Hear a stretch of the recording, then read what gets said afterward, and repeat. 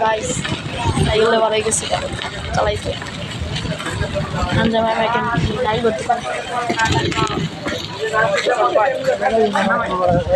এখন যাবো আগে নাবিল ভাইয়ার দোকানে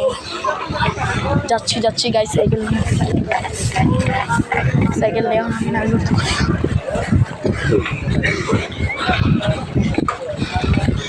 যাচ্ছি গাইস যাচ্ছি